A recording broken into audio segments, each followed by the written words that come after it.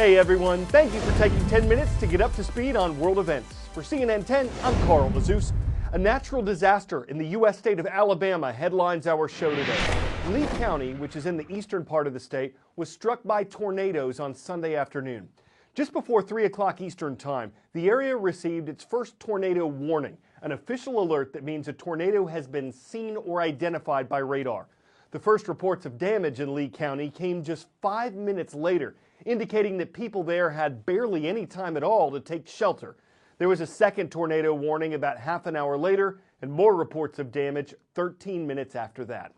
The National Weather Service says in all, at least 12 tornadoes touched down in Alabama and Georgia on Sunday. Lee County, Alabama Sheriff Jay Jones called the destruction catastrophic. Houses completely destroyed, homes just slabs left where once stood a home.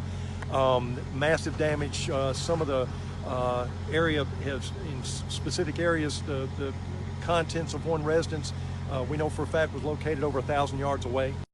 At least 23 people were killed. It was Alabama's deadliest day for tornadoes since 2011. Dozens of homes were lost. Businesses were damaged. Parts of a school were hit. A shelter was set up on Sunday at a local Baptist church, and dozens of people took advantage of it. Across the state border in Talbot County, Georgia, emergency officials say at least 15 structures were destroyed, including an apartment building and some homes. The pastor of a church there says it hit so quickly that people couldn't have planned for it. States of emergency were declared in Alabama and Georgia to speed up money and assistance to those who need it. Private donations and offers to help were also coming in from all around the affected areas. This is a two-dimensional look at a storm on radar, but meteorologists see a tornado. But what is it exactly that meteorologists see? Well, let's take a look. The yellow and green colors you see here are going to be your very heavy rain in the storm. The red color indicates your hail core. And then all the way down there, the purple circle, that's where your tornado is going to be. Meteorologists often refer to it as the hook echo because of the hook shape that it ends up taking. But these aren't the only features we look for. We also have to take a look at the winds inside the storm. Imagine this flagpole was inside of our storm, and the flag's going all the way up to the very top of the cloud. The thing is, the wind changes direction as you go up. So this naturally creates that rotation necessary for funnel clouds and also even tornadoes. So now let's take a look at the base of that storm. What you have is you have very warm inflow, warm air coming into the storm and rising, because that's what warm air does. It goes up. But you also have cold air coming down from the tops of the clouds and sinking all the way down towards the base. Now together, these help to create wind shear down near the perimeter, and that is what helps create some of the more violent tornadoes.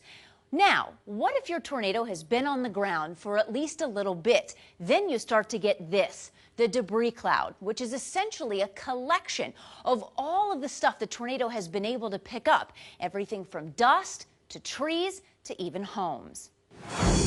Ladies and gentlemen, the 2018 CNN Hero of the Year is Dr. Ricardo Punchang. We are here tonight because people believe in us. An incredible night, and when he returned to Peru, crowds gathered to greet Ricardo at the airport. He's been hailed a national hero. For years, Ricardo dreamt of building a brand new shelter on land he'd secured. This land. Now, he says, thanks to the $100,000 CNN prize and donations made to his nonprofit, he can start construction. The new space will allow him to triple the number of people he can serve. The kids inspires me every day. They are fighters, warriors. Really, they are heroes. Remembering the 2018 CNN Hero of the Year, Dr. Punchang and the other heroes like him are everyday people whose action is changing their communities. This could be through mentoring young people. It could be through helping make sure every poor child in a community has a new bed to sleep on. Nominations are now open for 2019 CNN Heroes. You can tell the network about someone who inspires you by visiting cnn.com/heroes. 10-second trivia. When an object travels faster than 760 miles per hour at sea level, it's said to be what? At Mach 2, supersonic, hypersonic, or at terminal velocity? 760 miles per hour is about the speed of sound at sea level, so if you're going faster than that, you're supersonic. Above sea level, sound doesn't travel as fast, so planes don't have to be going quite as quickly to be supersonic. Still, Mach 1, or the speed of sound, is not something that's reached by passenger planes, at least not anymore. This is the Concorde. It's being remembered this week because it just marked the 50th anniversary of its first test flight. You can only see it in museums now, not the skies, but when it was airborne, the Concorde could cruise at twice the speed of sound. Mach 2, 1,350 miles per hour.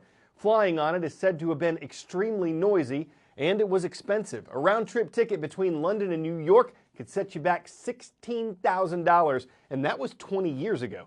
But before its age, operating costs, and a single but horrific accident led to its last flight, the Concorde was the ultimate jet for jet setters.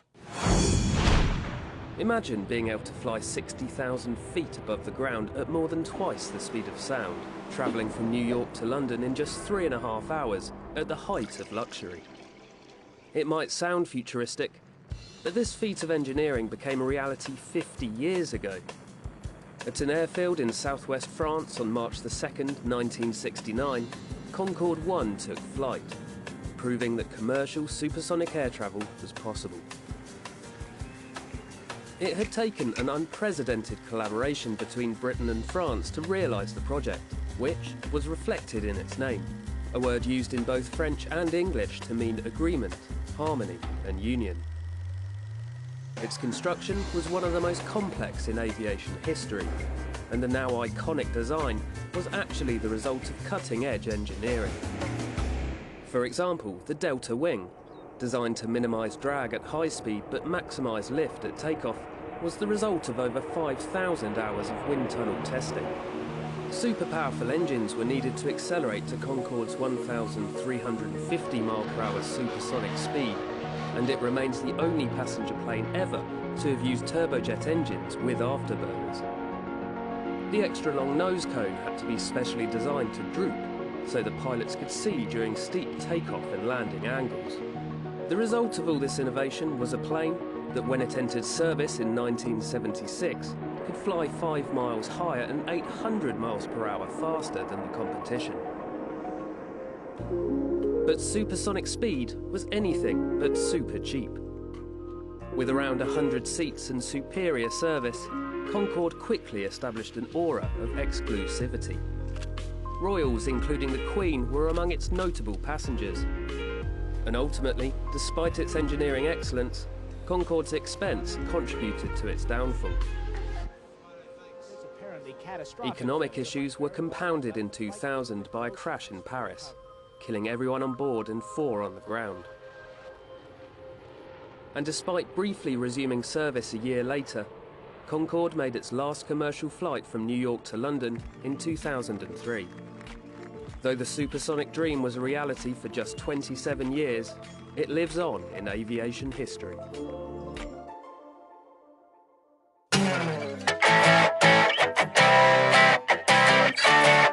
Every fall, a number of publications give advice on how to winterproof your home. But who could have expected this? Now you see it, nice little house. Now you see it covered in ice. It's located in upstate New York near the shore of Lake Ontario. The heavy winds of a storm blew ice all over the house, encasing it. The woman who lives there says it's 4 feet deep in some places. Thankfully, she can still get in and out through a back door.